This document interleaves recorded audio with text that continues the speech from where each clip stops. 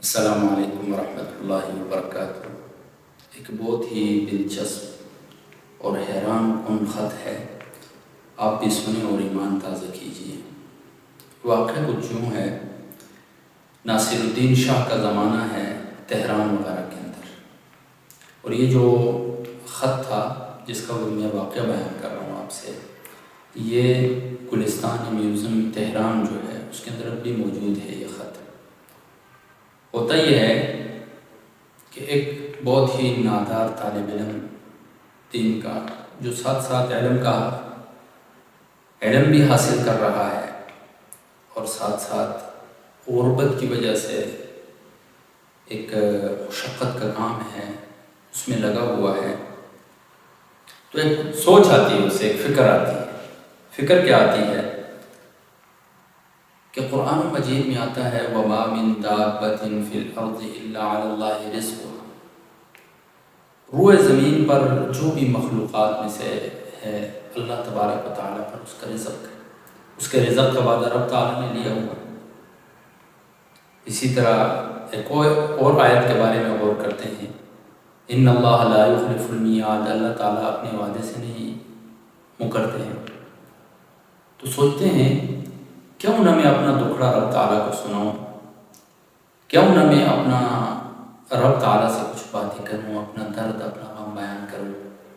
تو ایک خط لکھتا ہے، جو روایتی طور پر خط کا طریقہ ہوتا ہے، سلام بھی لکھتا ہے اور بخدمت جناب اللہ تعالیٰ نیچے اپنا نام وغیرہ بھی لکھتا ہے، اور اس خط کے اندر جو ہے مضمون میں لکھتا ہے کہ یا اللہ تو سچی ذات ہے، میں مفہوم بیان کر رہا ہوں اس کا، سچی ذات ہے، تیرا قرآن سچا ہے، اس میں تو نے کہا کہ روئے زمین پر جو بھی چیز ہے الا علی اللہ رزقھا، اس کا رزق تیرے اوپر ہے۔ اسی کتاب میں آپ نے فرمایا ان اللہ لا یخلف المیعاد، کہ اللہ تعالیٰ اپنے وعدے سے نہیں پھرتا ہے۔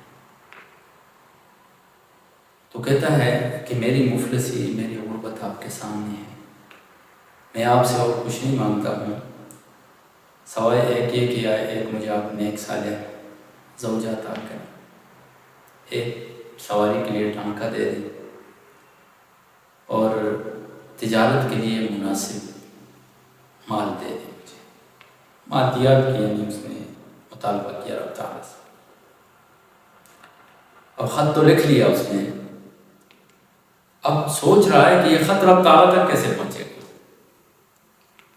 اور فکر میں لگا ہوا ہے کہ کیسے اللہ تبارک تعالیٰ تک اس خط کو پہنچایا جائے۔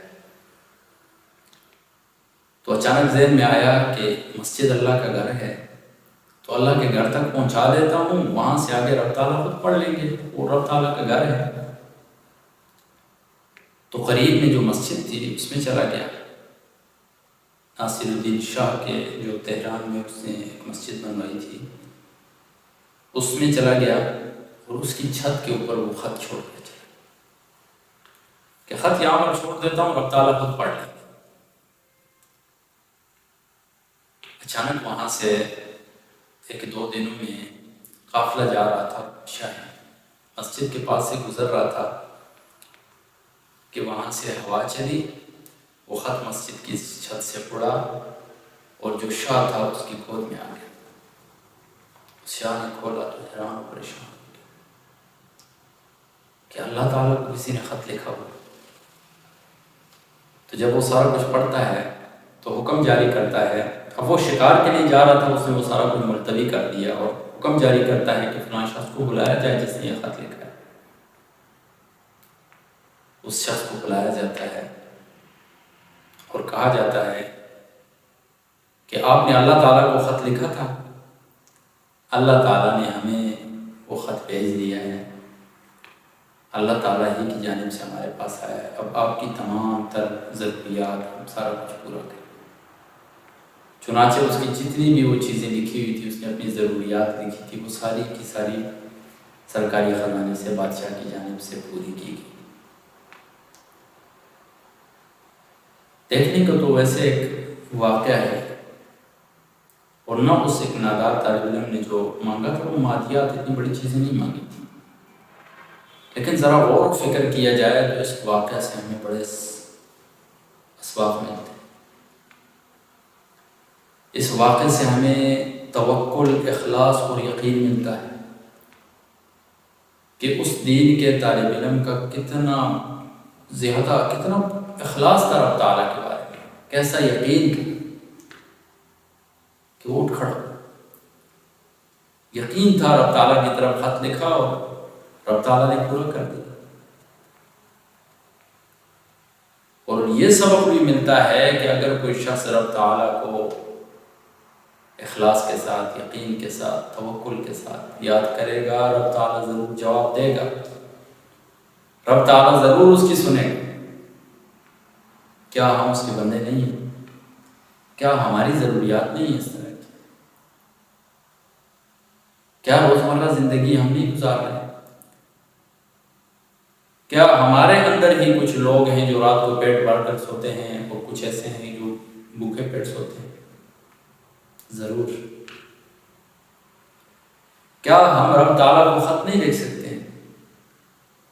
کیا ہم اس خط کے اندر رب تعالیٰ کو اپنا دکھڑا بیان نہیں کر سکتے؟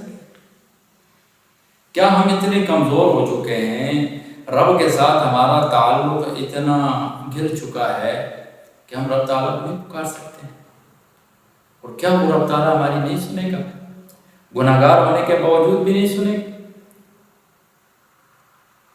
حالت ہماری یہ ہے کہ ہم زمانے گزر گئے ہیں، ابھی تک ہم اس رب کے سامنے سجدہ ریز نہیں ہوئے ہیں، کیا وہ پھر بھی نہیں سنے گا؟ ضرور سنے گا، ضرور سنے گا۔ گناہوں کے بعد بھی سنے گا، خطاؤں کے بعد بھی سنے گا، بڑے بڑے گناہوں کے بعد بھی سنے گا، نافرمانیوں کے بعد بھی سنے گا۔ لیکن یہ زندگی میں ایک خط ہم نے لکھنا ہے، ایک خط میں بھی لکھوں اور ایک خط آپ بھی لکھیں۔ کیا لکھنا ہے اس خط میں؟ جو دل میں آ رہا ہے لکھ دیں اس رب۔ کون سا اس کے اوپر آپ کا کوئی بہت زیادہ خرچہ ہے؟ لکھ دیں رب تعالیٰ کو، لیکن توکل کی مہر لگا کر، یقین کی مہر لگا کر، اخلاص کی مہر لگا کر رب تعالیٰ کو بھیجنا ہے۔ ضروری نہیں ہے ہاتھ سے لکھیں، دل میں بھی آپ رب تعالیٰ کے گھر میں آ کر اس رب تعالیٰ کو خط لکھ سکتے ہیں، اور اس خط لکھنے کے بعد پھر یقین رکھیں کہ رب تعالیٰ کا ضرور جواب آئے گا۔ اچھی جائے کہ